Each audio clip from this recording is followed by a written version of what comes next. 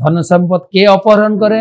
নিজের ইন্দ্রিয়। তবু তো আগেকার দিনে লোকের ইন্দ্রিয় সংযম ছিল, আর বর্তমান বাজারে চাকচিক্য, নেট দুনিয়া আর এত ডেভেলপ কান্ট্রি সব ইন্দ্রিয়গুলি আরো বশীভূত হয়ে যাচ্ছে।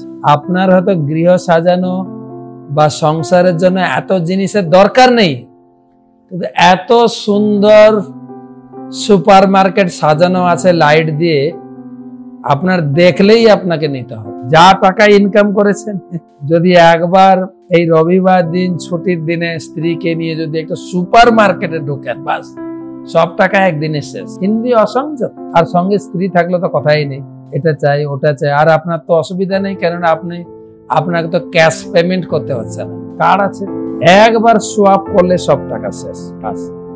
তাছাড়া তো আরো দস্যু কত ফ্রড লোক রয়েছে যা সব কেড়ে কেড়ে নিচ্ছে।